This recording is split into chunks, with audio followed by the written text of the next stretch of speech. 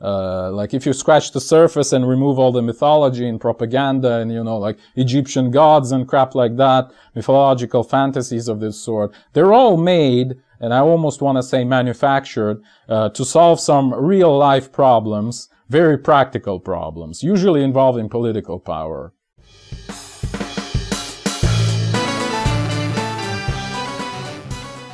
Greetings, this is Eugene the Philosopher, the greatest living philosopher after the unfortunate passing of Quentin Robert de Nameland, who has been the greatest living philosopher before me. Let's talk about Illuminati, like their history, what they were about, what were their goals, did they achieve those goals, etc., etc., and what is about the modern mythology of Illuminati, like controlling the world, etc., etc. So first of all, in order to understand the Illuminati, we have to talk about the historical context they've appeared in. And you'll actually learn that this is the main point of this video, that the historical context makes all the difference. Like, it actually allows us to directly answer the questions posed above. Alright? So, we are in 18th century Holy Roman Empire, or just Roman Empire if you prefer. So there was a delicate power balance within it, very roughly speaking, you know, modern Germany, with some major states such as Prussia and Austria, and also a ton of small duchies and free cities in between them. And the emperor himself was elected by prince-electors called Kurfürsten in German, of these smaller parts of the empire, essentially. So one of the larger of these German states, Bavaria, faced a bit of a trouble, a bit of an issue in the 1770s regarding the inheritance of their throne.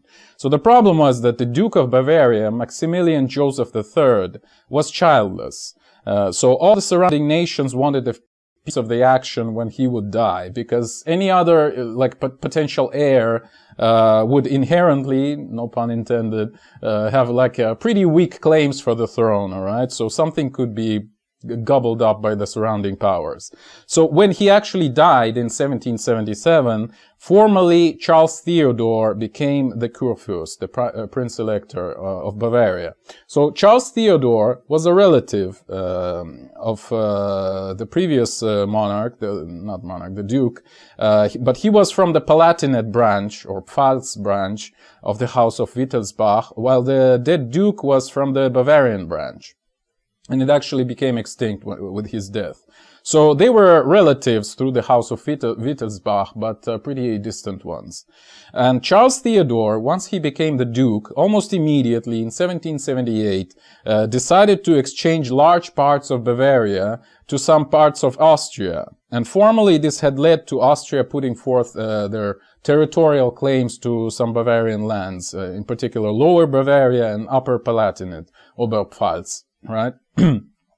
So in its turn, Bavarian aristocracy was very displeased by this, understandably so. So imagine their reaction when some random guy, some distant relative of their former duke, comes in and says, well, I'm gonna give away a bunch of our territory, guys. Like, don't worry, it's gonna be fine. So yeah, it was very displeasing for them. The motivation of Charles Theodore himself was that he had no legitimate children, so he wanted to give his bastards, in the actual original sense of the word, titles in these newly acquired lands from Austria, right? So he wanted to legitimize his illegitimate children through the acquisition of these new titles, essentially. So the Bavarian aristocrats have put their bets, like they were displeased, as we know already, so they've put their bets on the next people in the line of succession, right? Also from the Palatinate branch, or Pfalz branch of the House of Wittelsbach, in particular on Charles August II, who were like the very next person, right? And they've also asked for external support from Prussia. And Prussia, as another major German state, was not interested in strengthening of Austria through the acquisition of these Bavarian lands, potentially. So they've lent their support to the Bavarian aristocracy and to Charles August II against the reigning Duke Charles Theodore, right? So all of this has led to a war in Bohemia, which is commonly known as the War of Bavarian Succession, also known as the Potato War, or a plum scrum because of the, you know, the pillaging of Bohemian land by the soldiers, essentially. But the result of the war was kind of inconclusive, so it ended in a Treaty of Teschen in 1779, basically keeping the status quo. So Bavaria was still independent, and no concessions to Austria have been made. So Charles Theodore has remained the Kurfürst, but now his heir was Charles August II, right? The guy whom aristocracy was betting on, and also the external powers such as Prussia. So in reality, he actually didn't live long enough to actually take the throne. He died in 1795. So the throne was taken by his younger brother, Maximilian Joseph IV. I mean, the fourth in Bavarian numbering, so to speak. So he had the same name as the initial duke, right? Maximilian Joseph, but the fourth. So he also later became the first king of Bavaria. So he is also known as Maximilian Joseph I as the king of Bavaria when it was transformed into a kingdom from a duchy. So most likely you might say actually Charles August II was poisoned by him, by Maximilian Joseph IV, but that's kind of tangential to our story, so I wouldn't linger on it too much. So if all of this looks a bit chaotic, bear with me. Let's look at this scheme that I've made. Well, at least hopefully it would help somewhat. So we have the childless Duke Maximilian Joseph III, who dies, and the Duchy of Bavaria is inherited by his distant relative Charles Theodore, who wants to give it away to Austrians to legitimize his bastard son in some new lands, again provided by Austria in exchange. And we have two other potential heirs after Charles Theodore, August II and Maximilian Joseph IV, both loyal to old Bavarian aristocracy. So you might ask, well, come on, I mean, what's the deal with Illuminati here? Like, let's go.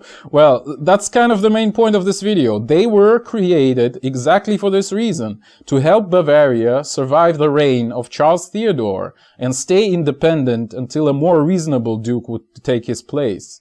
More reasonable from the point of view of Bavarian elites, that is.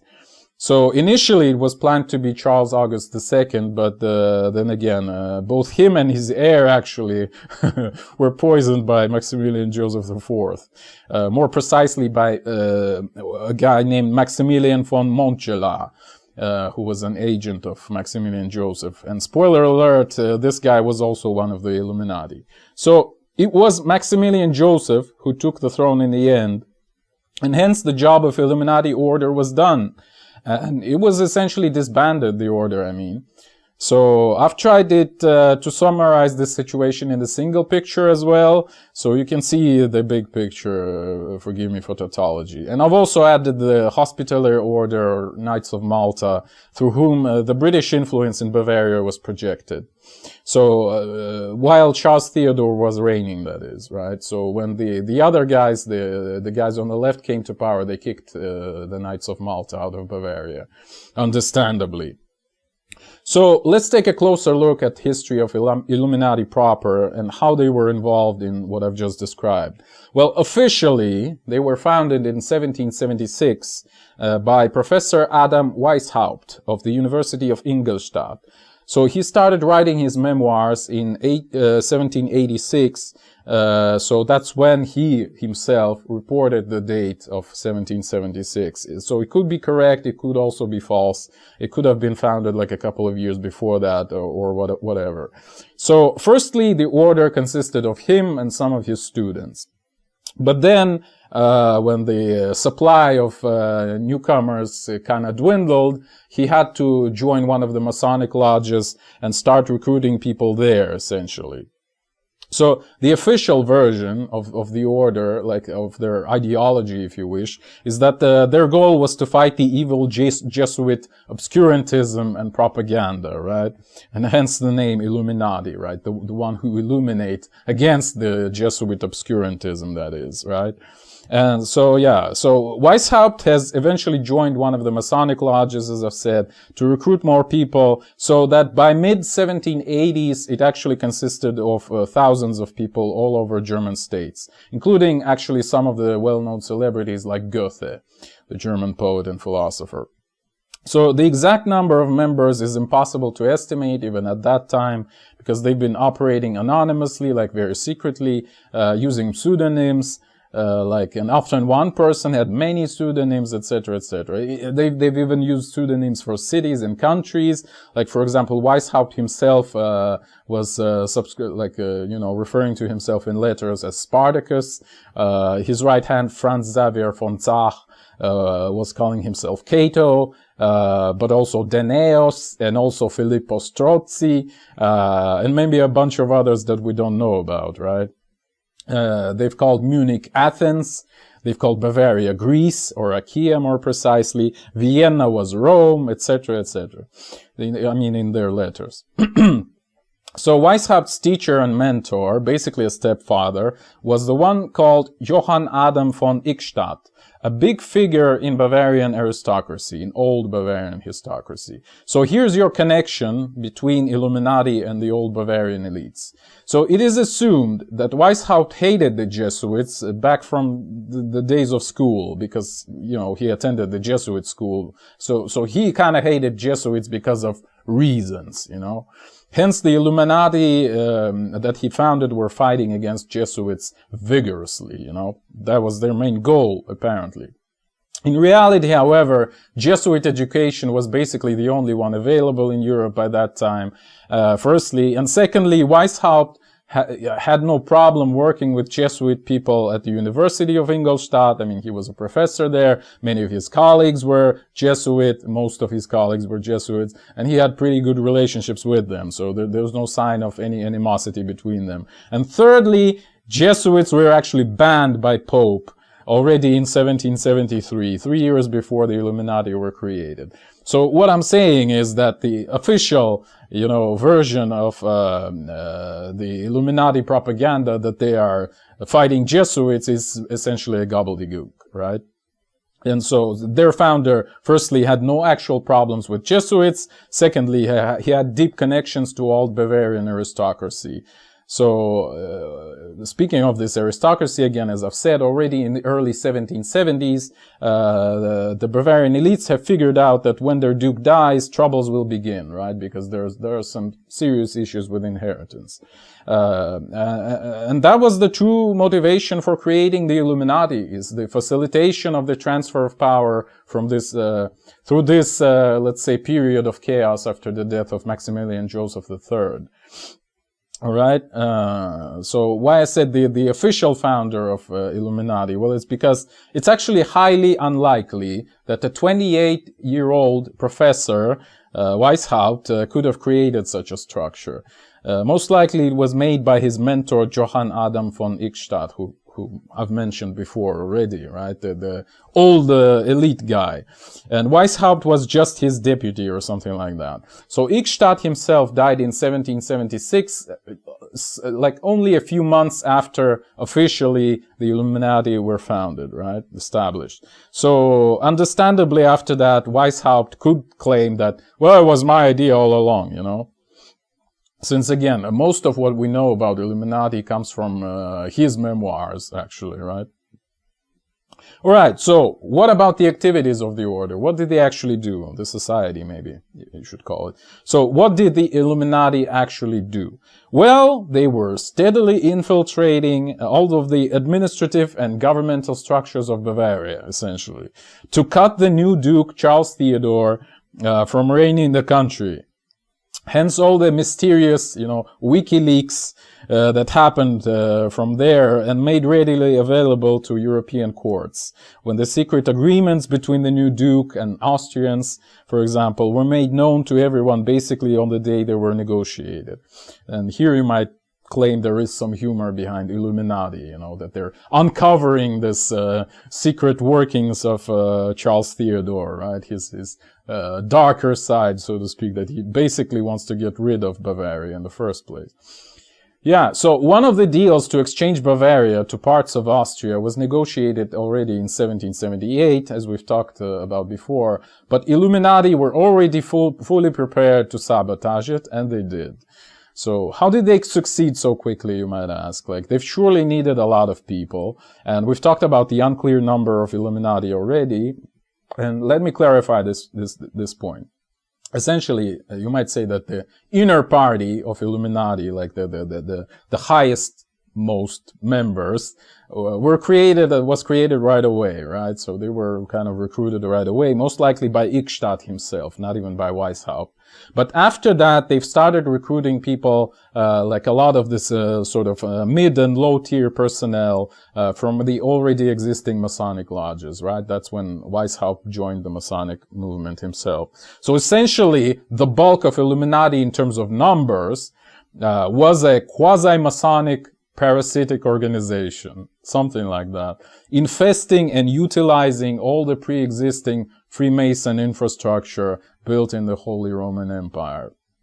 And Weishaupt was using, like a very imperative tone. Like he rarely clarified what are the objectives, etc. So there was this vague objective of fighting Jesuits, and then he essentially gave orders to people. And again, it was all highly anonymous, so it was like a game for many of them, right? They kind of liked it. I mean, this lower tier personnel. Like they've perceived it as a sort of a fascinating add-on to, their vanilla Masonic experience. So, wow, it's like Freemasons, but more fancy, there's Cato talking to me, etc., etc. So, stepping behind a little bit. So, a lot of people were actually upset with Illuminati exactly because of that, exactly because of their audacity to simply come and utilize all the Freemason infrastructure, with zero things they gave in return, right? So they simply used all the Masonic stuff to their ends, very ruthlessly, And, I should say that similar organizations have appeared in other places using the same mechanism, essentially. Like, for example, there was an organization, the secret society called Moralisches Femgericht, founded by one Joseph Zerboni in 1796 in Prussia. By the way, I don't remember whether I've said it, but all the relevant names and perhaps organizations or documents, I'll link everything in the description so you can maybe make conclusions of your own if you wish, all right? Maybe you disagree with me. So Joseph Zerboni has created this Moralisches Femgericht in Prussia in 1796 to infiltrate the Masonic structures in Prussia and fight against an enemy just as vague and invisible as the non-existing Jesuits in Bavaria. So he was fighting corruption, right? Utilizing literally the same scheme, and the reality was literally the same as in case of Illuminati. So the Moralisches Femgericht was literally doing the same work, i.e. exposing one of the heirs of the Prussian throne of corruption, right? To get rid of them, essentially, to support another heir. That's the whole story. And that's like a semi-conclusion to this video. That's what basically any secret society is about.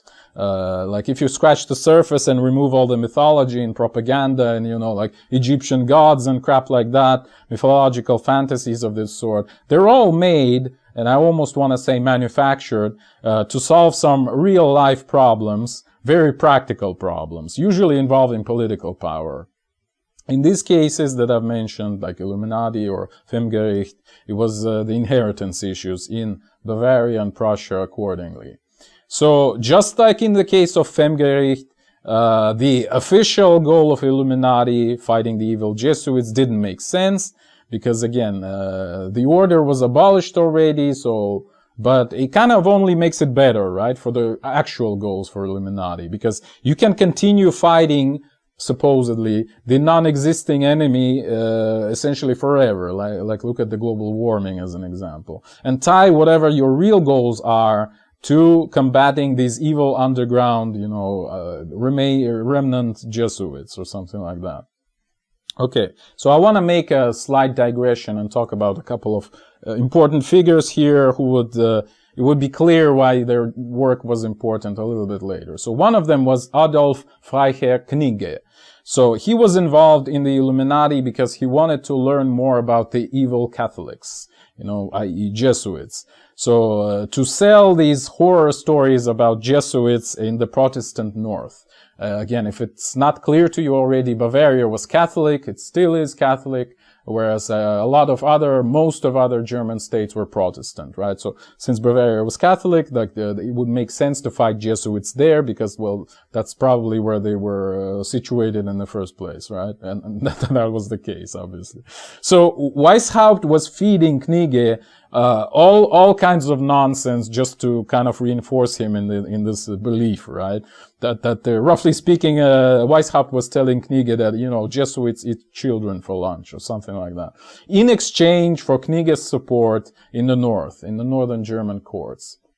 So Knigge and Weishaupt later had some disagreements because Knigge kind of hated Weishaupt's super imperative, you know, like style of governance. So after that, Knigge, like in 1784, they've had a major fight. So Knigge started to trash talk the Illuminati themselves, right? And it also helped to create the Illuminati myth that we're dealing with today. So, but we'll talk about near the end of this video.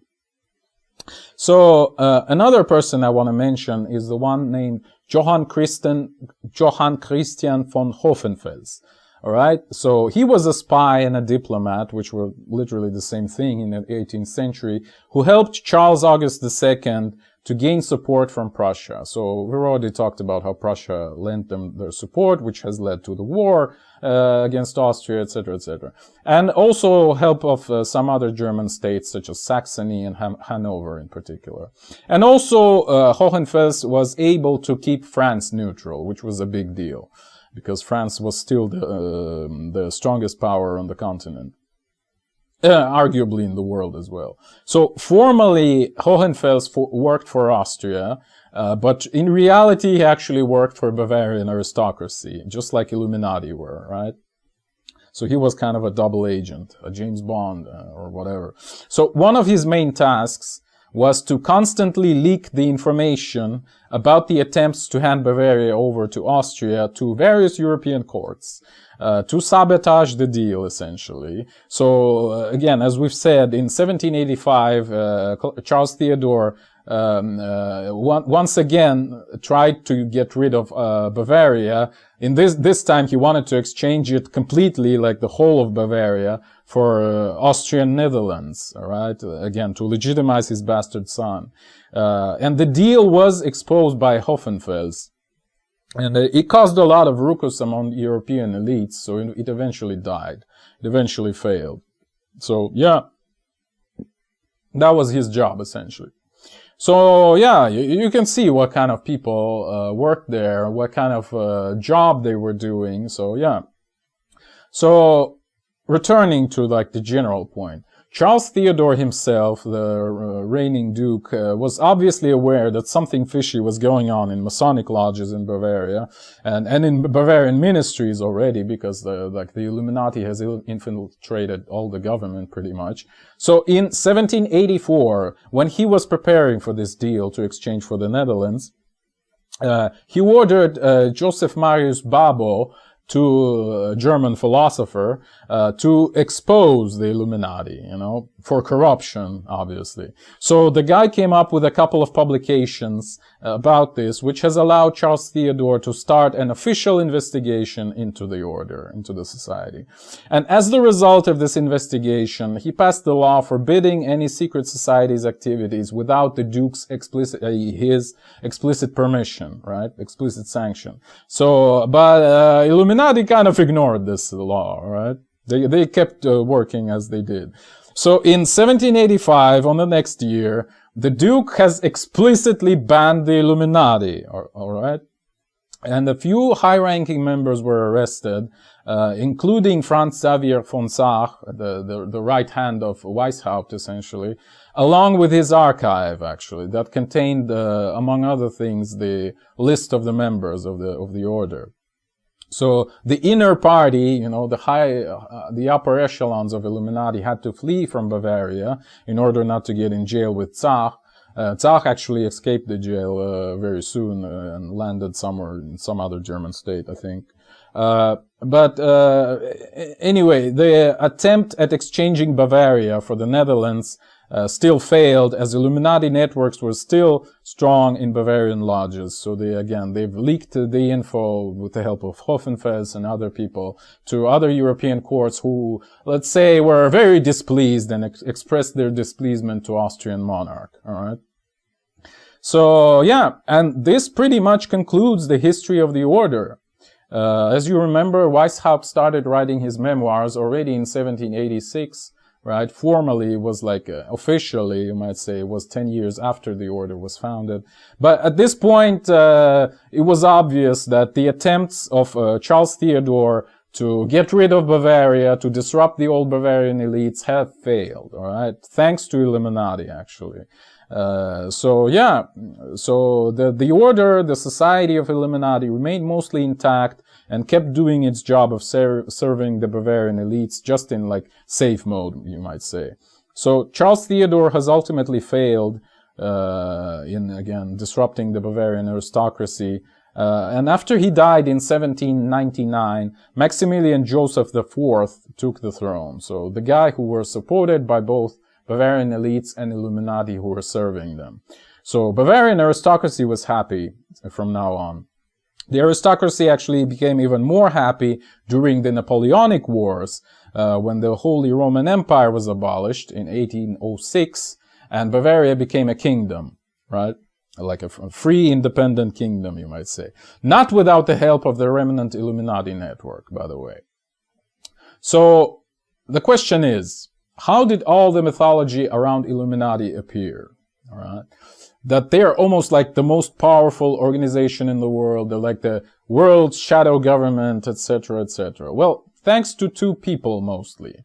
The people were Augustin Barruel and the Scottish physicist John Robinson.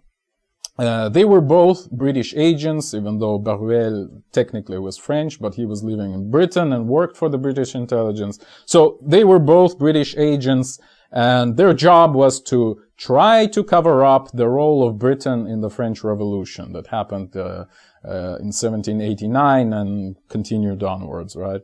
So in 1797 already, they almost simultaneously published their books, exposing the Illuminati conspiracy that has allegedly led to the French Revolution, right? It wasn't the British spies, no. It was all the Bavarian Illuminati creating the revolution.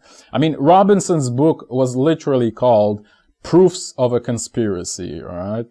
So basically these two people, Barruel and Robinson, they've made Illuminati the scapegoats for most of the troubles that the British intelligence has caused in continental Europe, including the French Revolution, but many other things actually. Because the idea of blaming Illuminati with like on everything, blaming everything on Illuminati rather, became so immediately popular, thanks to the British intelligence itself, that even the Irish Rebellion of 1798, the year after the books were published, was immediately blamed on them, on Illuminati, right?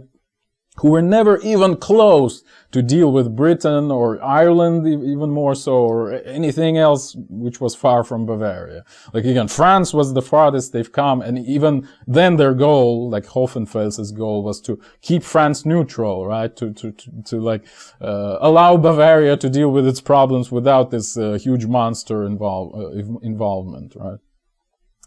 Okay, so yeah, really Illuminati were at that time being busy to help Bavaria to navigate the chaos after the French Revolution and later the Napoleonic Wars.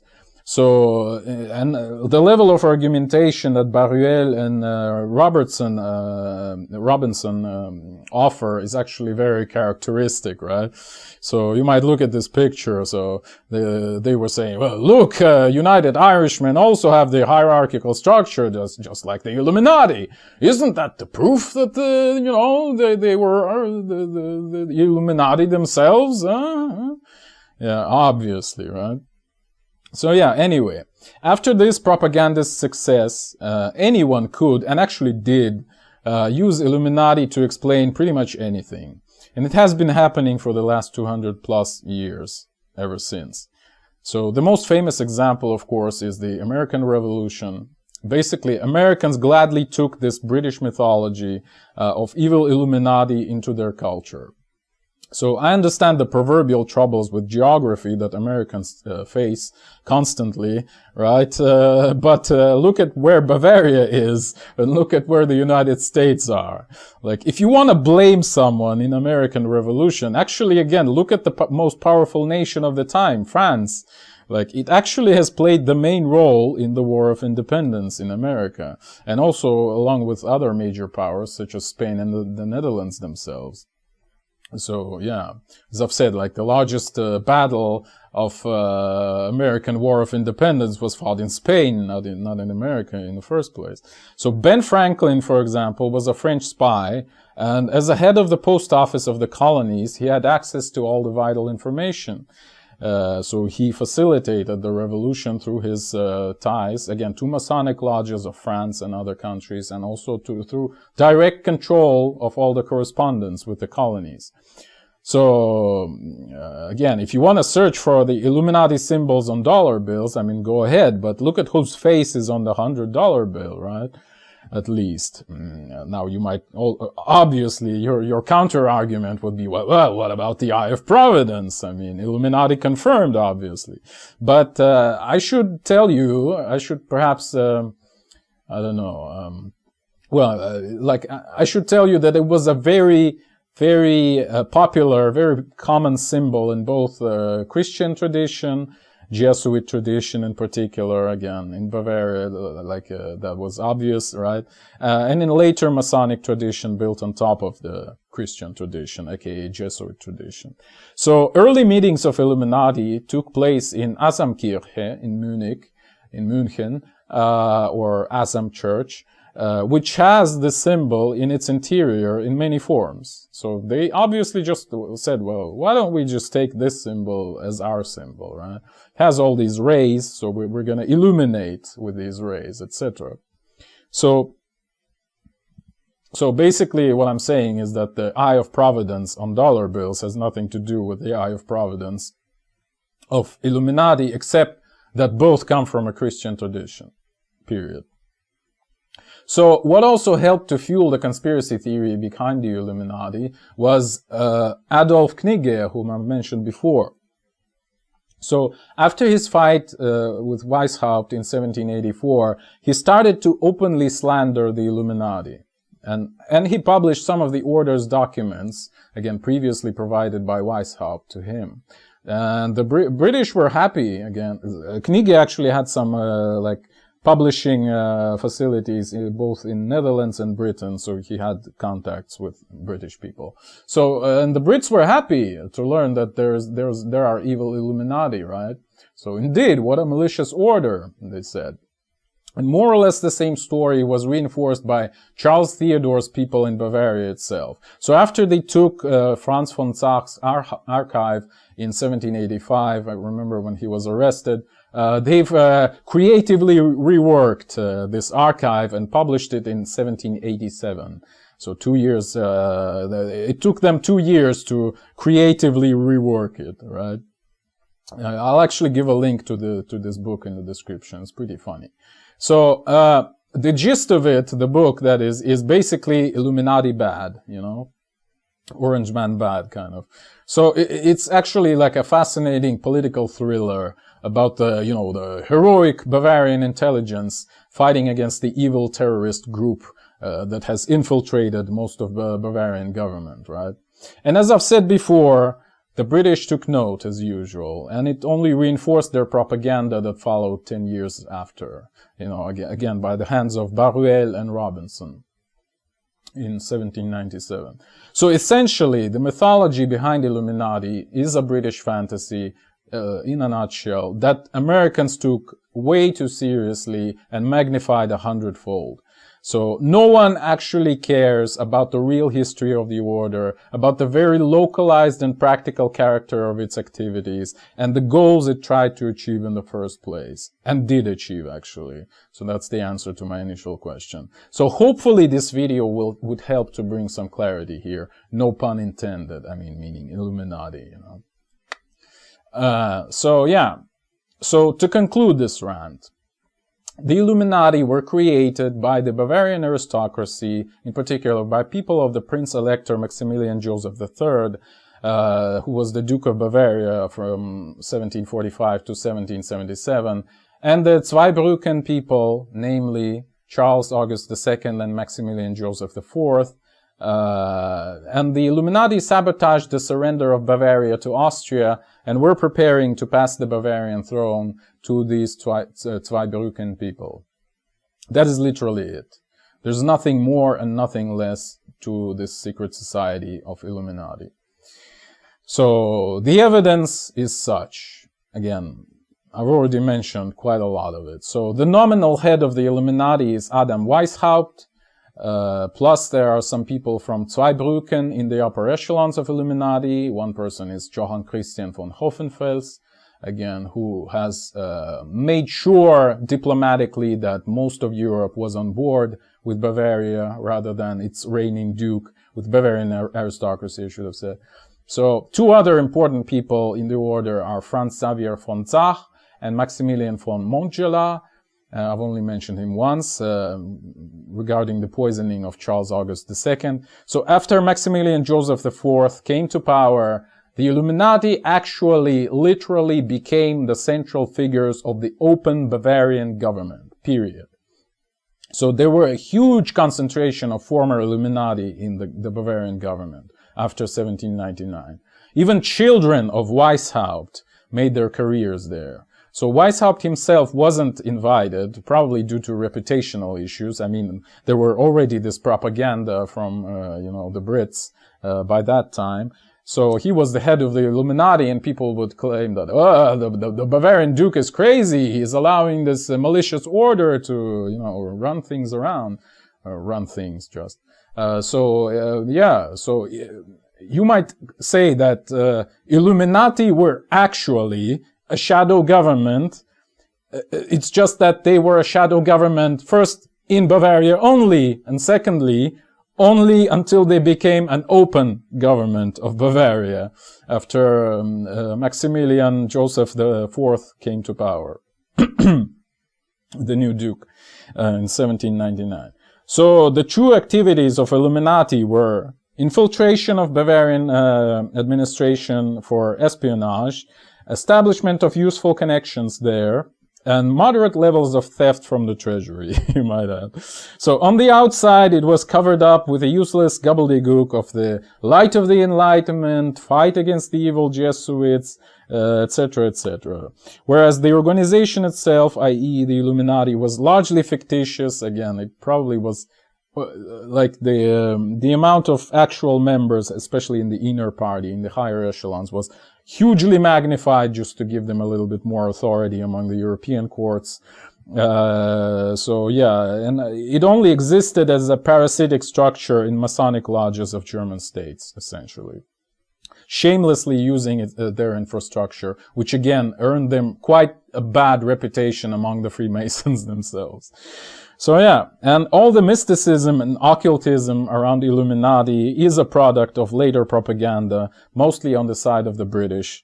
Whereas in reality, the society looked kind of like this Prussian moralisches Femgericht that I've already mentioned, and was made simply to ensure the proper inheritance in Bavaria in the late 18th century.